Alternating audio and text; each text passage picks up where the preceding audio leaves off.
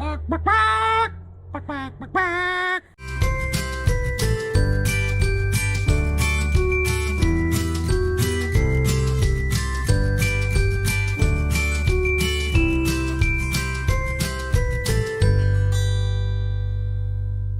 guys, well, it's Friday morning. I had to think about the day. We are here at the house. The internet is stable, so we're happy about that. We're able to call, get some things done. We've got 2 burn barrels going, one in the front for all that. I'm not going to give that away too much because I'm actually going to walk you guys around, and 1 burn barrel tucked over there in the back. So some thoughts from our first night. 2 big thoughts for the first night. 1, there's a lot more traffic on this street than we thought. This is technically a highway. However, it's not your typical highway. It's not, obviously. I mean, we're going to be out here filming for a few minutes. So, you know, you count the number of cars that go by.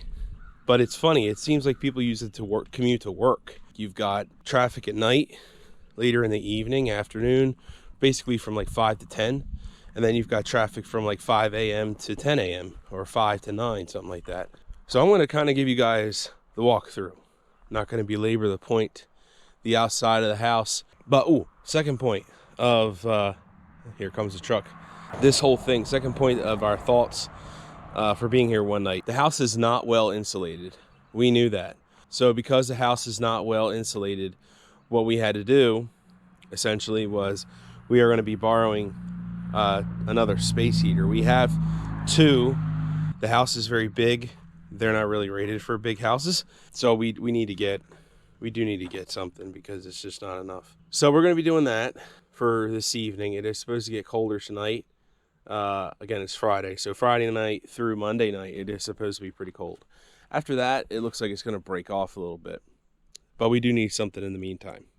So the walkthrough, here we go. This is starting on the, I have no idea what direction this is of the house.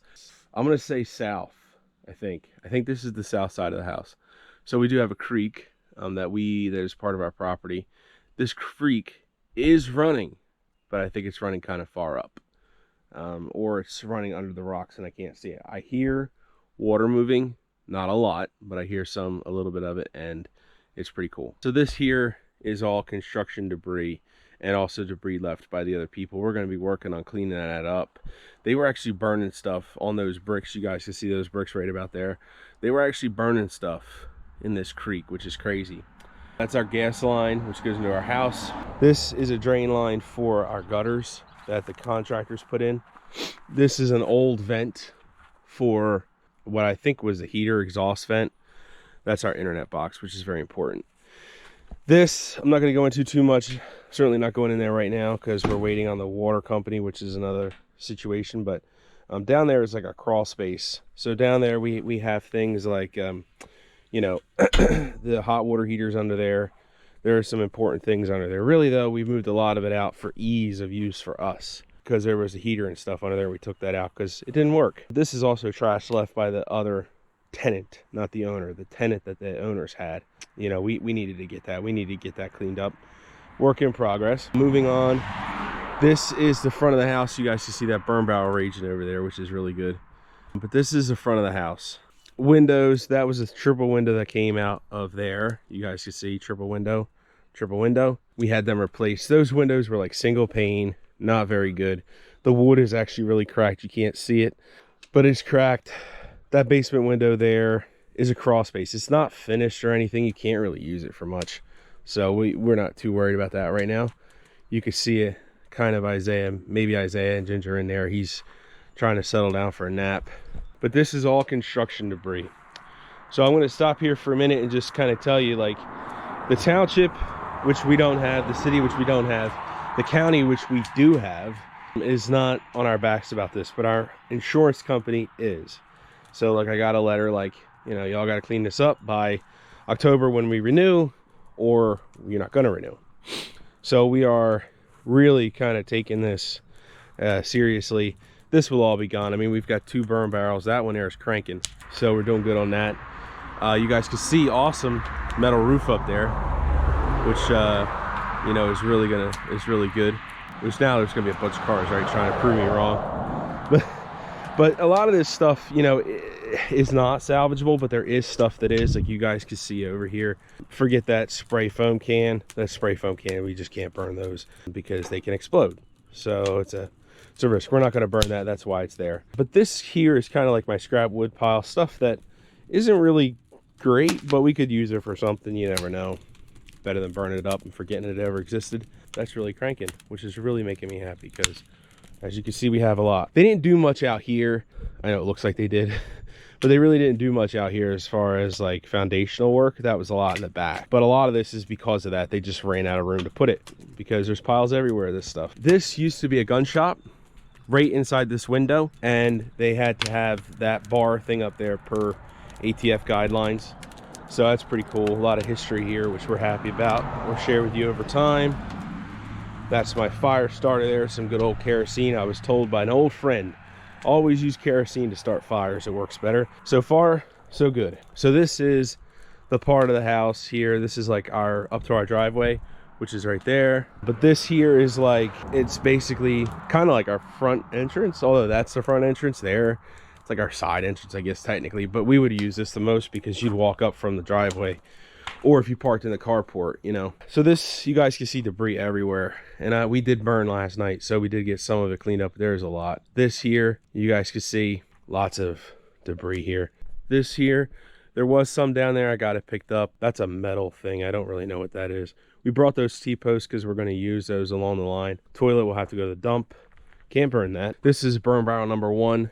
You guys can say, well, why do you have that ash on the ground like it's smoldering? Because if the fire goes there, it's on a protective blanket. You know, ash will burn, but it doesn't burn like grass would. It burns a lot slower. If it did get out of control or whatever, we could catch it. A little bit of smolder in there is just from last night. I don't know how much you could see that, but you know, I'm out here obviously, so everything's fine. The mountain we're going to be talking about, I'm actually going to let Ginger talk about that probably, but there's a lot to do here. This is where we plan to put animals, pigs and goats maybe. Pigs especially, they don't mind slope. Goats, from what I understand, it depends on the breed. Maybe you guys know more about that. You could let us know. But it's a little bit further down the line. We don't have a lot of flat area because there's a road. I'm going to show you guys this. You guys can kind of see right out there, there's like an etching where it would go up. You guys can also see a white building out there. That was an old shed. Kind of see it. Let's try to get you guys up there. This here used to be a road that went up there. You could drive an ATV. Obviously, you probably can't tell in the video, but it is way too steep. You can't even, I couldn't walk up there. Very steep. Like you guys can kind of see, I'm trying to show you. It's hard to tell you and show you really, but it's hard. You couldn't, I would not want to walk up there. It's just too steep. So we got excavators coming tomorrow or Sunday to check that out and, you know, say, hey, here are our options. Speaking of excavation, I do want to show you guys something in the front. Big thing that I forgot. This here happened about 3 weeks or 4 weeks or so, maybe a little more, I forget, after we bought the house. Wasn't very long, might have been a month, I don't know. I'm not 100%, don't hold me to it. But you see how close that is to our house. So we are going to be talking to the excavators and, you know, kind of figure out what we can do there. I have no idea, but we do have, you know, a legit excavating company coming, and that's what I want to talk about.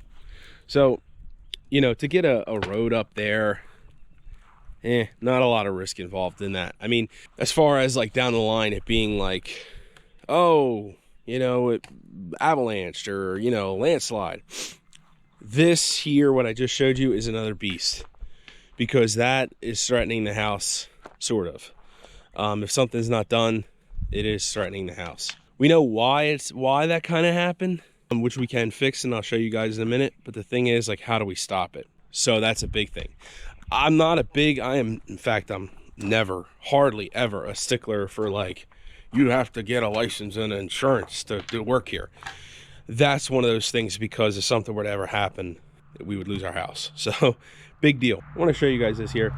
This is some sort of a drain system that I don't understand.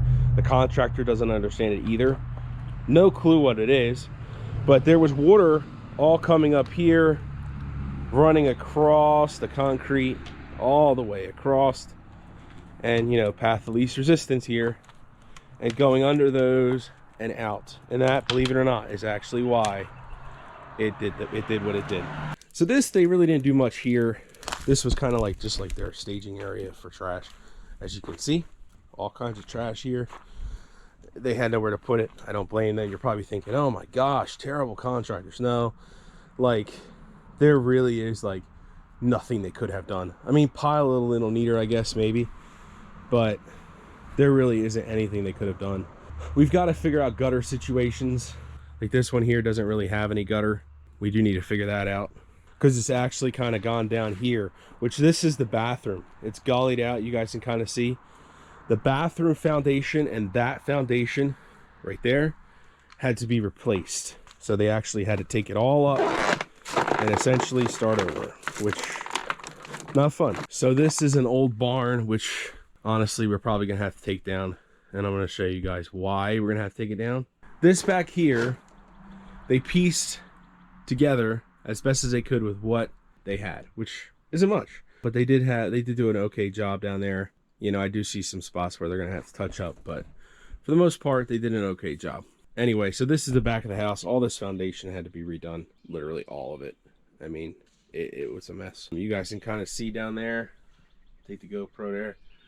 You know, a lot of it is just trash. So the outside of the house, there's not much to show because there's not a lot of flat here, which is what we have to work on with the excavator, on getting things flat. The inside, other than our heat situation, you know, long term is livable. We wanted to see everything in person. Like, okay, this is what we're dealing with. This is what we need to do. Which our priorities really have changed for this house since we came down here. A lot of things that were kind of like, well, we need to fix now. Like this. I mean, honestly, this happened a while ago with this little mudslide thing here on the front of the house. And at first I'm like, okay. But I guess I really didn't realize how close to the house it was. So it's at a point now where it's like, okay, we gotta get that fixed. You know, that's probably one of our I'm not gonna say the #1 priority, but it is definitely top 3. Second, on as far as the outside goes, is excavation. Well, again, not necessarily any order, but in the top 3 is fixing the mountain slope, then also excavation, and lastly, getting the trash cleaned up. I do have a couple months, and I'm not worried. We're not going to burn all this while we're here now. We just don't have time. But I think we could burn most of it, and I think we would be okay. Mainly this. I mean, this is right on the front of the house, and it just looks crappy. So if we can kind of get this part down, I would be very happy about that. But as you can see, the fire is burning very well. It's throwing down logs and timbers and everything. So guys, I'm sorry. I'm stuffed up, and I've taken stuff. I took stuff last night because I just had such a sinus headache and I couldn't sleep because, you know, sinus headaches suck. I just want to say something about this in general. First of all, this, forget the smoke. You know, but look over there. That is literally standing right here.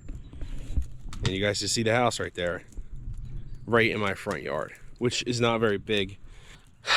I gotta tell you guys, like, the area here is incredible. It's incredible. It's a different type of area. Hey guys, Future Nick here again.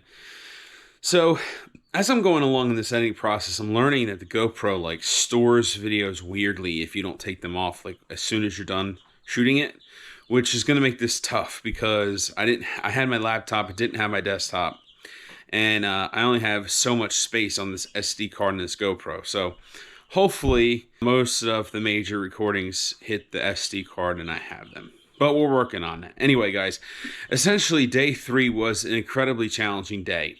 And the last video that I recorded on that day, I'm going to put after this video, but I wanted to give it some context because the footage, to put that in context, is in SD card land somewhere. The context of it is essentially this. As I mentioned in day 2 video, we were planning on having the water and the gas turned on. This was a Friday. The problem is I couldn't have the gas turn on until the water was on because of the hot water heater. I wanted to make sure before the gas guy left, the hot water heater was running. The problem was I was having issues with getting a hold of a water company. They are like, which is totally in like Never Never Land when it's here in Jersey. You just don't do this, but they were cool with it. When I called, they were like, hey, look, it's going to be a little bit before we can get somebody out there, but your meter's not locked. Just go out. There's like a big, giant, round, black, mushroom looking thing down at the bottom of the hill there by the road. And they're like, it's not locked. Just go out, flip the lid, and turn the valve on.